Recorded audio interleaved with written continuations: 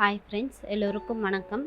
நாம் இன்றைக்கி பார்க்க போகிற கதை அவளை மட்டும் ஒதுக்கிய குடும்பம். சிறுகதை. அடுப்பில் சாம்பார் கொதிக்க தாளித்து இறக்கி வைத்தாள் வத்சலா. ஹாலில் அபியும் அவள் அப்பாவும் சிரிக்கும் சப்தம் கையை டவலால் துடைத்தபடியே பார்த்து கொண்டு வந்தாள். அப்பா, இந்த ப்ரோக்ராம் இன்னும் ஒரு வாரத்தில் முடிச்சாகணும். லேப்டாப்பை திறந்து அதில் தலையை கவிழ்த்திருந்தார்கள். வத்சலாவோ எட்டி பார்த்தார். போஸ்ட் கவரில் ஏதோ புள்ளி புள்ளியாய் ஓடி விழுந்தபடி இருந்தது. 2 பேரை என்ன பண்றீங்க என கேட்டுக்கொண்டே கிட்ட எட்டி பார்த்தாள். டவுன்லோட் பண்ணிட்டு இருக்கோம். கண்களை எடுக்காமல் மாதவன் பதிலளிக்க, அப்படின்னு என்னங்க என்று கேட்டாள். ஐயோ அம்மா, நீ வேற தொணந்தொணன்னு, உனக்கு இதை பற்றி எதுவும் தெரியாது. கொஞ்ச நேரம் பேசாமல் இருக்கியா? மகளின் பதிலில் முகம் வாடி போக, சரி சரி, சமையல் ரெடியாயிருச்சு, பசிச்சா சொல்லுங்க, எடுத்து வைக்கிறேன். என்ன, வழக்கம் போல் சாம்பார் தானே வச்சிருப்ப? பொரியல் செய்திருந்தப்போ புதுசாக எதுவோ ட்ரை பண்ண மாட்டேன். சரி விடு, பசிச்சா வரோம். மகனின் அறையை நோக்கி நடந்தாள். காதில் ப்ளூடூத்தை மாட்டிக்கொண்டு பேசிக்கொண்டிருந்தான். குணா, சாப்பிட வரியாப்பா? சைகையாலே வேண்டாம் என சொல்ல, காலையிலையும் நீ ஒன்றும் சாப்பிடல, வந்து ஒரு வாய் சாப்பிட்டு போடா. Just 1 minute. திரும்பி அம்மாவை பார்த்தான். உனக்கு ஏதாச்சும் அறிவு இருக்காம்மா? ஸ்கைப்பில் லாக் ஸ்க்ரீன் பண்ணி லண்டனில் இருக்கிற என் ஃப்ரெண்டோடு பேசிகிட்டு இருக்கேன்.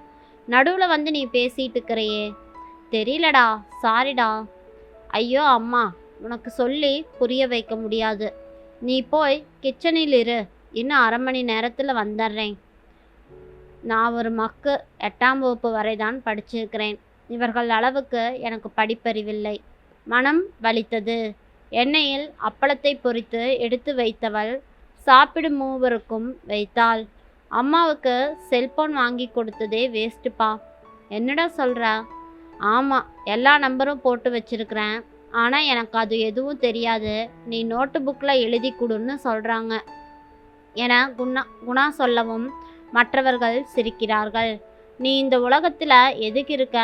மகள் சாஃப்ட்வேர் இன்ஜினியர், பையனும் மெக்கானிக்கல் இன்ஜினியர், கணவர் நான் கிரேட் லாயர். நீ மட்டும் எதுவும் தெரியாததால் சுத்த வேஸ்டாக இருக்கியே. எது எப்படியோ பரவாயில்ல, நீ வச்சிருக்கிற சாம்பார் சூப்பர். இத்தனை வருஷமாக செய்கிறாங்க, அதை கூட நல்லா செய்யாட்டி எப்படிப்பா என மறுபடியும் குணா சொல்ல, அவளுக்கோ மனம் வெம்பிக் கொண்டு வந்தது. மாலை வேளையில் குளித்து ஈரத்தலையுடன் சுவாமி விளக்கேற்றி அமர்ந்தவள் கண்களில் கண்ணீர் அருவியாய் கொட்டுகிறது. கடவுளே, என்னை ஏன் எதுவும் தெரிந்து கொள்ள முடியாதவளாய் தற்குறியாய் படித்திருக்கிறார். என் பிள்ளைகள் என்னை கேலியும் கிண்டலும் செய்கிறார்கள். இவர்கள் முன் நான் ஒரு அறிவு மக்காய் இருக்கிறேன். இவர்கள் உலகம் வேறு, நான் மட்டும் தனியாக தனித்து விடப்பட்டது போல அவர்களுடன் ஒன்ற முடியவில்லையே. மனமே வலிக்குது என சொல்லிக்கொண்டே மெத்தையில் உட்கார்ந்தவள் அப்படியே தூங்கிவிட்டாள். அம்மா, உன் உடம்பு அனலாக கொதிக்குது என அபி சொல்ல, அடுத்த நிமிடம் அம்மாவை அழைத்து கொண்டு டாக்டரிடம் சென்றான் குணா. அம்மாவை படுக்கையில் படுக்க வைக்கிறாள். அக்கா, அம்மாவுக்கு பால் கலந்து எடுத்துட்டு வா, மாத்திரை போட்டுட்டு ரெஸ்ட் எடுமா, எல்லாம் சரியாகிடும். குணா சொல்ல, ஆமாம் வத்சலா, நீ எல்லாத்தையும் விட்டுரு, நாங்கள் பார்த்துக்குறோம், நீ கொஞ்சம் நிம்மதியாக தூங்கு என அருகில் அமர்ந்தார் மாதவன். தனக்கும் அதுக்கும் சம்பந்தமில்லைங்கிறது போல இருக்கிறாங்களே, நாம் எல்லாரும் பேசி சிரிச்சா அவங்களுக்கும் இதுக்கும் சம்பந்தமே இல்லை என அபி சொல்ல மௌனமாக இருந்தான் குணா. மறுநாள் அபி அவளுக்கு தெரிந்ததை சமைத்து வைத்துவிட்டு, நீங்கள் 2 பேரும் வேலைக்கு கிளம்புங்க, நான் அம்மா கிட்டேயே இருக்கிறேன் என குணா சொல்ல, அம்மாவுக்கு கஞ்சி வச்சு கொடுக்கணும், உன்னால் முடியுமா குணா? எல்லாம் எனக்கு தெரியும், நீங்கள் கிளம்புங்க. அம்மா எந்திரி, சூடாக கஞ்சி கொண்டாந்துருக்கேன். இப்போ ஜுரம் எப்படிமா இருக்குது? பரவாயில்லப்பா, என்னால் தான் உங்களுக்கெல்லாம் கஷ்டம் இல்லை. எப்படிம்மா, உன்னை இந்த நிலமையில விட்டுட்டு நாங்கள்லாம் வேலைக்கு போக முடியும்? சாரிப்பா, எல்லாம் என்னால் தான். அம்மா விடுமா, இப்படியெல்லாம் பேசாத. இல்லை, உனக்கு எத்தனையோ வேலை இருக்கும், எனக்காக என இழுத்தாள். கஞ்சி டம்ளரை டேபிள் வைத்தவன் அம்மாவையே பார்த்தான். உனக்கு என்னம்மா பிரச்சனை? மறைக்காம என்கிட்ட சொல்லு, எதுவாக இருந்தாலும் சொல்லுங்க என அம்மாவின் முகவாகை பிடித்து நிமிர்த்த கண்களில் கண்ணீர். அம்மா என்ன இது, இப்போ எதுக்கு அழுகுற, என்ன நடந்துச்சு என மறுபடியும் கேட்க, அதெல்லாம் ஒன்றுமில்லையே என சொன்னாள். ஆனாலும் குணா விடாப்பிடியாக அம்மாவிடம் நச்சரித்து கேட்டுக்கொண்டிருந்தான்.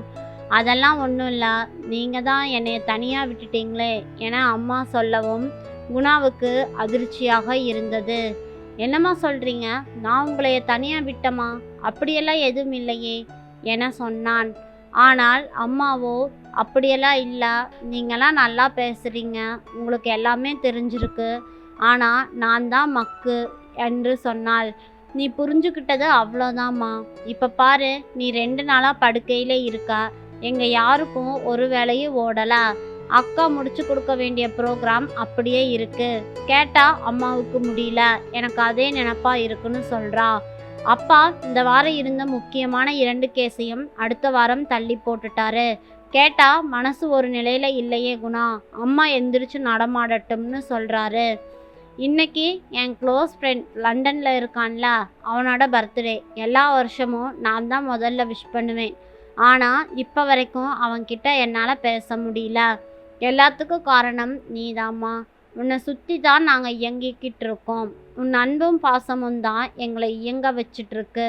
உங்ககிட்ட இருந்து வந்தவங்க நாங்கள். எங்களுக்கு இந்த அறிவு புத்திசாலித்தனமும் கொடுத்தது நீ. ஆனால் உனக்கு எதுவும் தெரியலேன்னு வருத்தப்படுறையே. ஆணிவேராக இருந்து எங்களை வளர்க்குறதே நீதாம்மா. நாங்கள் பேசுனது எங்கள் செல்ல அம்மாவை வருத்தப்பட வச்சுருந்தா எங்களை மன்னிச்சிடுமா. உன் மேலே நாங்கள் வச்சிருக்கிற அபரிமிதமான அன்பு தான் பேசுகிறோம். ஆனால் உன்னை என்றைக்குமே நாங்கள் ஒதுக்க மாட்டோம். அம்மா நீ ஒரு படிக்காத மேதைமா என சொல்லவும் அவள் கண்களை துடைத்து கொண்டவளாய் பெருமிதம் பொங்க மகனை கட்டி தழுவினாள். வத்சலாவுக்கு சிரிப்பு மட்டும்தான் வந்தது. தேங்க்யூ. இந்த கதை பிடிச்சிருந்தா மறக்காமல் லைக் பண்ணி சப்ஸ்கிரைப் பண்ணுங்கள். தேங்க்யூ.